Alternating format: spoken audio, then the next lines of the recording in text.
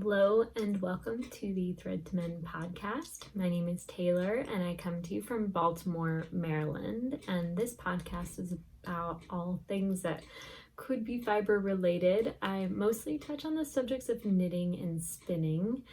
And in this episode, I just have a few sample spins to show you that I'll insert here. This is the first. It is natural gray Cormo cross fiber that I flicked the locks open and spun from the lock. It is washed, so it's free of lanolin, but it is a little bit sticky, which makes it somewhat challenging to spin. I think that this would make a really great woolen spun yarn if I could capture more air in it. This yarn in the sample is very dense. It's like a rope. So I'm really applying my preferred worsted spinning technique to fiber that I think would be best spun woolen. And that's how I feel about that. Up next is a little mini skein of Cormo fiber. This is actually the same fleece prep and spin of my most recent sweater spin. Oops, I got a little bit of stellina in there. And it's just a chain ply, very imperfect, tawny brown. Not really brown, it's like a fawn moret color. Maybe not quite moret. It's a very light taupe. And this is also a chain ply construction. I'm trying to get better at chain plying, so I'm practicing with these little bits of fiber that I've picked up around the corners of my house. I'm just clearing out to make space for the new year. So this also is quite dense and ropey. I have not tried spinning any of this fiber with a woolen prep, but again, I think that this fiber would really shine in that method. You can see that I did not wait very long to ply back the singles on themselves. Of course, this is just a little thick, but it also is holding a lot more air in that one spin than the rest of them. So it's a learning lesson too, is not to be too impatient to ply after spinning. This is, you would be probably shocked to know that this and this are the same fiber. Do you see how dark this one is? It's dark because the stellina you're seeing isn't just the sparkly, bright, iridescent.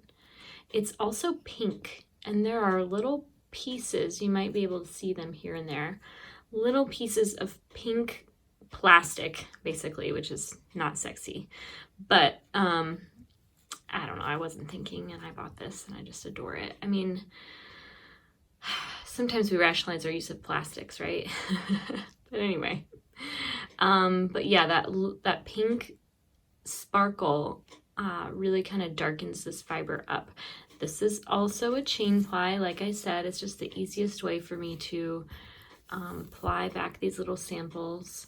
This is also very dense. I think that all of these yarns could make a really nice little set of coasters or something if I could get that much out of it. But I really, and this is a woolen prep. This I carded on my drum carder, but I did spin it with a worsted method of like a short forward or short backward draw. I kind of alternate the two, to be quite honest. But yeah, I really like this. It's so much fun. I hated spinning it though, I will say. Like, this fleece is just sticky. I didn't wash it right or get all the lanolin out for storage.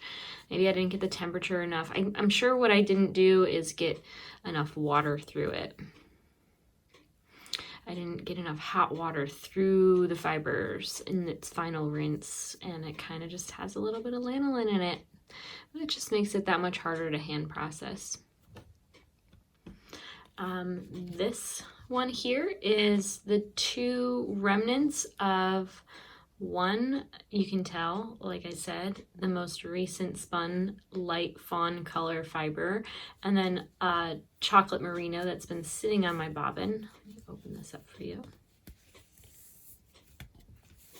This is probably the most yarn-like yarn and that it's not so over plied because it's a 2-ply, it's not a chain ply of mine, that it's actually feels soft and like it holds some air. According to my standards of spinning, this is a little underplied. I like my yarn, you know, a bit tight, but I've seen many other spinners spin to this, you know, degree of looseness. But do you see how much air is held in that light yarn? It's because I just finished. It's because I just finished spinning that single right before plying. So again, impatience will give you a little unbalance to your yarn. But this is probably the best yarn that I've spun. I am much better at a 2-ply. I've done miles and miles of 2-ply. Look at that piece there though. Isn't that funny? I hope that's not in the middle. Yeah, just another little sample. Making something of the waste.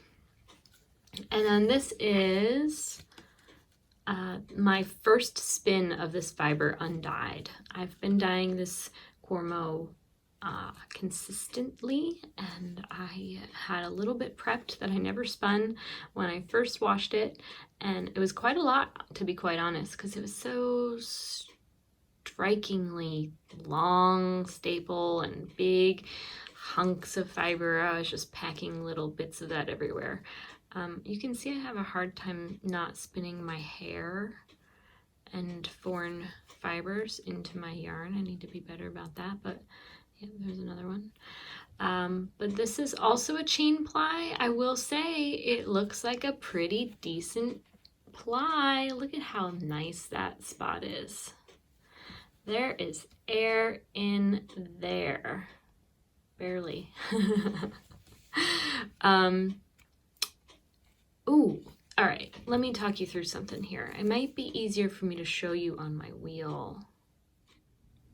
As you likely know, on a spinning wheel bobbin, there's 2 ends. There's a small end and this larger end. And typically when I spin my singles, I'm always putting my drive band on the smaller end so that it'll be turned around, and I'll spin my singles with the small end here. When I chain plied this yarn, I did the opposite, and I turned the bobbin to put the big end here, thinking that it'll help me move a little more slowly to not quite over ply this. But then I realized too that the direction of spinning might be manipulated by turning the bobbin. However, I still spun clockwise and plied counterclockwise. So I don't know, honestly, what impact that had on my yarn. If you have a smarter brain than me, can you tell me in the comments, please? And I have a fair bit of fiber that I've pre-combed to spin. This is the second ply of a 3-ply yarn I'm making. I'm sorry for the plastic noise. I know people hate that, but I have 2 bags of this.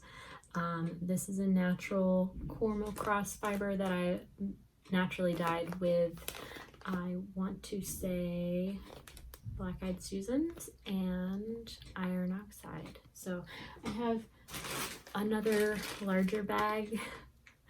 This should be spun rather soon. This fiber is a dream to spin and a dream to comb, and I have been dyeing it very slowly, and I'm gonna have a sweater in the near future.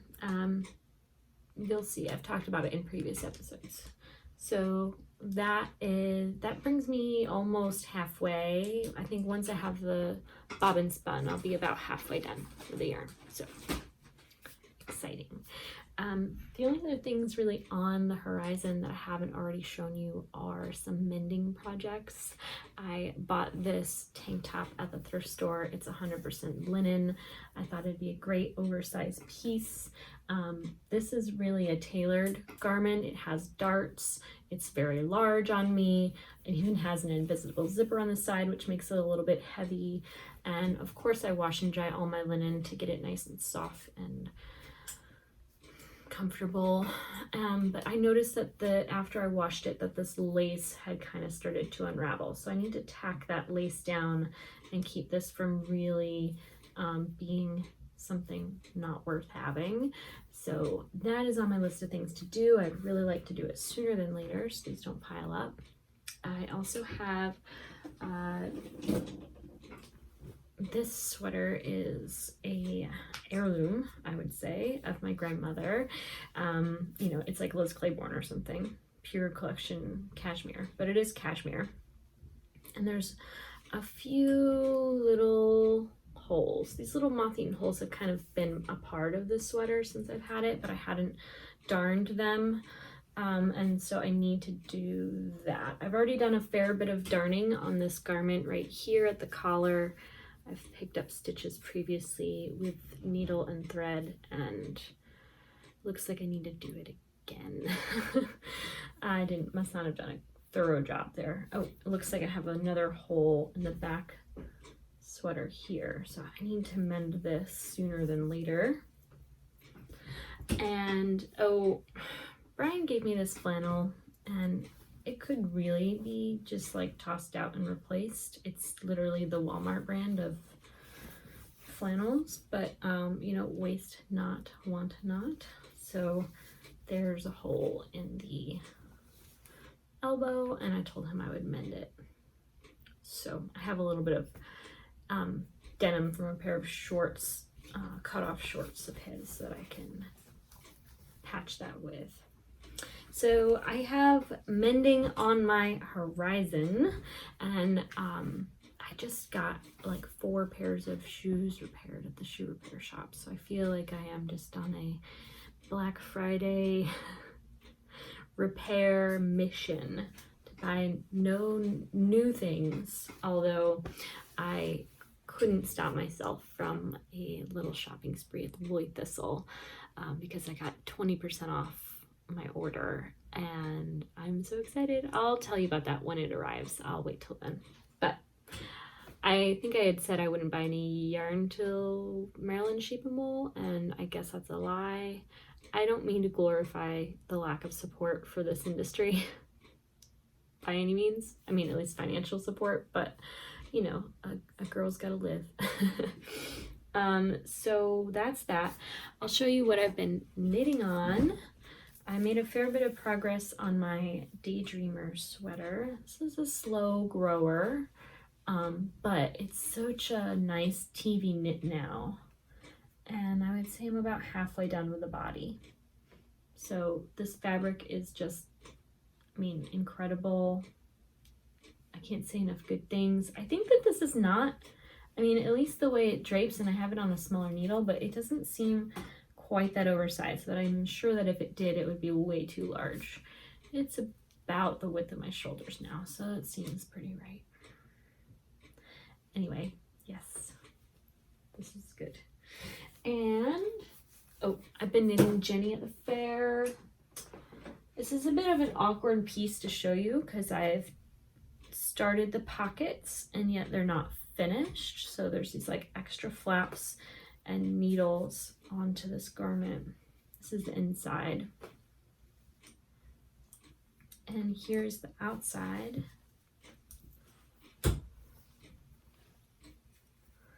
So the color work chart 1 is over, and it's on to the rest of the body. I think soon I'll be shaping the front sides or what have you. Already started a little bit of weight decreasing for the waist. So this one is surprisingly more complicated attention-wise than the Daydreamer at the moment, which I didn't think would ever happen with my knitting projects, that like a big let lopey could be more complicated than this cable-y thing, but I suppose I'm getting accustomed to cables. I'm trying to keep this from rolling. There's very low contrast on the gray and the black, but I feel like once it's all, you know, finished in that area, it'll be much more clear. I don't know if I love the gray XOs on the green. It's a little cool, but I feel like, you know, there's nothing wrong with little Ice Queen love. So that'll be nice to wear. Yeah, I don't know. It's December now. It's December 1st today, so The holidays are near. I've already finished all of my holiday shopping, which is insane, but it's not really much. It's mostly for myself because I don't really have a big family. We don't really exchange gifts. My husband and his family's white elephant is pretty much all I shop for. And then I try to make little things for the people I work with. And I've so far already made those little gifties. So I'm like ready to just knit and spin all month long to try to like get as much kind of like cleared for January. And I have no expectations for what the new year might bring, except hopefully a new administration, which is driving me insane right now. I go through these deep misanthropic rages inside my mind about how we don't even deserve to exist on this planet. Just trying to like stay a little bit down to earth and keep my hands busy before I radicalize into some, extremist or something. But that's all that's going on here. Thanksgiving just passed. I hope you had a great time wherever you were, whoever you were with. Sometimes it's tough, but you can just enjoy each moment as it is without expectation. So thank you all for watching. This is the Thread to Mend podcast. You can find me on Ravelry and Instagram as Taylor E. Owen. I'd love to connect with you on social media there. And as I mentioned, if you know anything about spinning logic and can help me grasp that chain ply, bobbin swap, switch thing, leave a comment below because I'd love to hear from you, especially if you have anything related to spinning or knitting to share. It's just nice to stay connected. So I hope that you're well and take care. Bye.